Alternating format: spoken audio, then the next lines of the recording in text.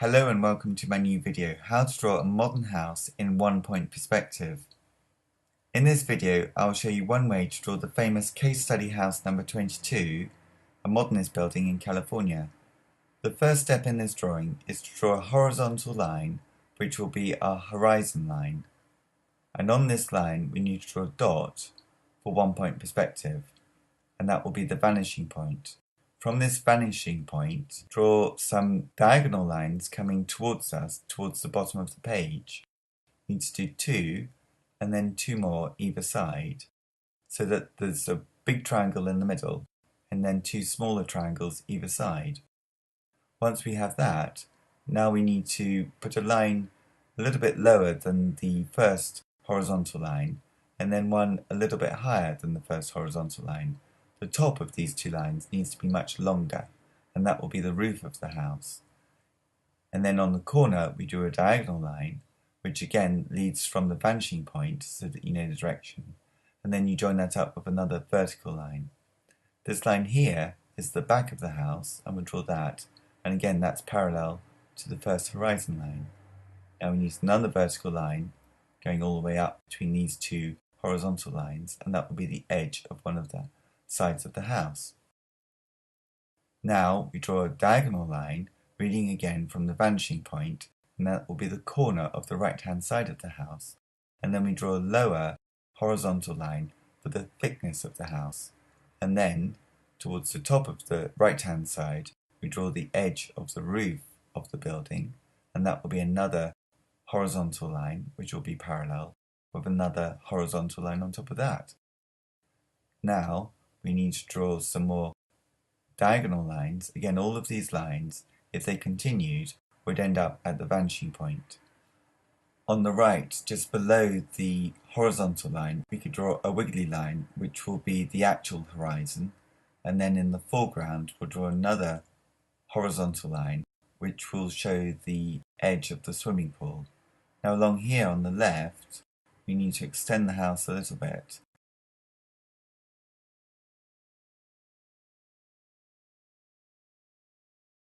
And then an upright to show the corner, and then again from the vanishing point reading across another vertical line. So we draw a vertical line first, and then from the vanishing point reading across another diagonal line, and that will be the left hand side wall. And then here, again parallel to the first horizontal line, we'll draw the back of the building.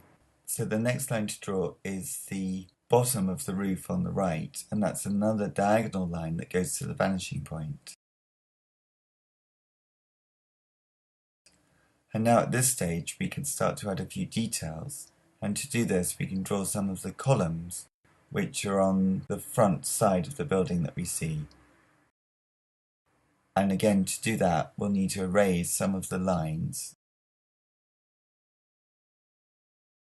So the original horizontal line has gone now, the vanishing point's more or less gone, and some of the lines going right to the vanishing point are no longer necessary, so they're gone too. So now we're just doing these upright thin columns which are evenly spaced.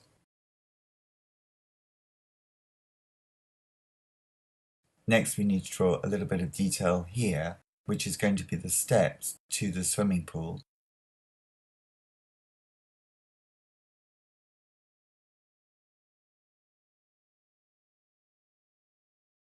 I just erase the earlier line here because we don't need that anymore, because in a moment I'll probably put some steps in there. Again, these lines are read off the vanishing point, which you can just see there's a basic dot left after erasing some of the lines. And you'll notice that as the parallel lines come towards us, they'll get slightly wider, and as they go away towards the vanishing point, they'll get closer together.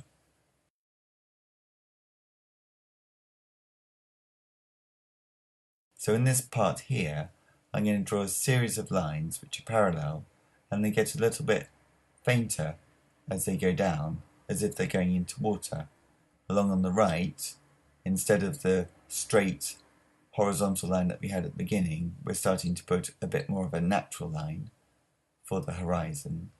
And then here, we can put the columns that we're looking through one side of the building to the right hand side, where we can see two more columns. And we're just finding out where those go. and working out how far back we want this building to look. So it's quite a narrow building.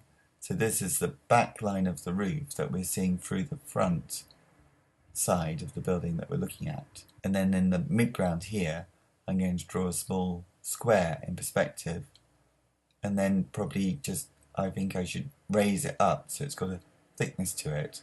So just repeating the shape that I've just drawn, just a little bit higher, will make it like a raised surface. And then within this square in perspective, we can put a tree. I think a palm tree is the tree that I saw that this building has. So we'll put a palm tree in. That can be a wonky line. Probably needs to not go above the horizontal line of the rooftop, just so that when we put some shaded tone on to the building, it doesn't interfere with that, and that might work quite well. So the palm tree just needs a few basic shapes within it, because I might put some colour in this drawing later on.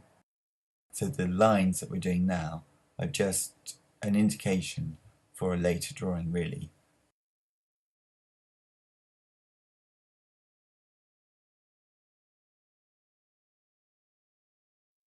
Do some reflections into the water, and they can just be slightly fainter lines, which are slightly wobbly, but they're repeating the things above them. And then on the left hand side, we need a few more of these very thin columns, and that will give us some more dramatic space. So we're starting to get that sort of funneling that perspective, 1 point perspective does, where all the lines are sort of shooting towards the vanishing point in the centre. On the right hand side, just speeding up the video for a moment, we need the city and a little cliff that the building is resting on the right hand side. And these city buildings need to be perhaps a variety of different shapes. I'll do a few more of those later on.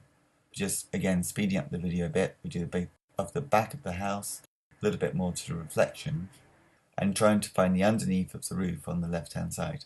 And now, because this building is transparent, we can see some of the objects within the room that we're looking at.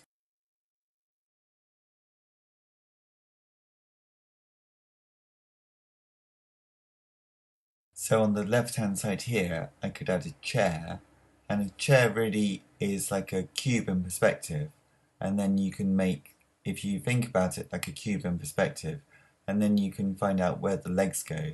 So try not to do the detail of the chair perhaps, and just do the basic shapes, and then you'll find that the angle of the legs follow the diagonal going to the vanishing point, and all the uprights stay upright.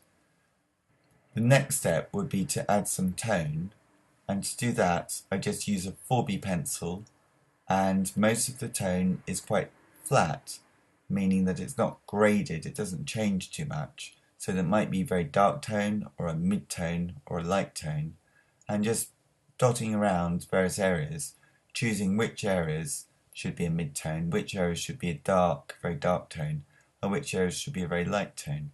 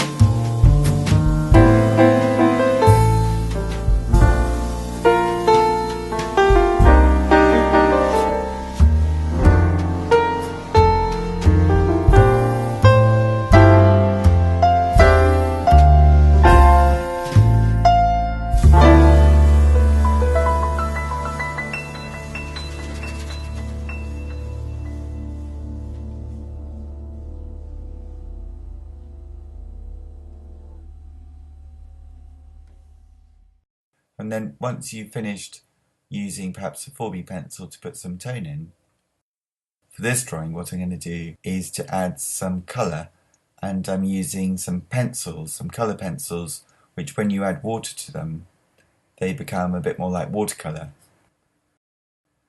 But if you're drawing this, you could leave your drawing just a tonal drawing or use any colour materials that you have to add some colour to it. It might be useful to, if you do add colour, to make the swimming pool a different sort of blue to the sky. So I use a green actually for the swimming pool first, and then I put a bit of blue in it afterwards, and then the sky is a different blue. And then on the right hand side for the city, I put a bit more tone in that. I hope you find this drawing useful for your own drawing. Please subscribe to my YouTube channel, Circle Line Art School, where you'll find many more other how to draw videos, including many on architecture and buildings.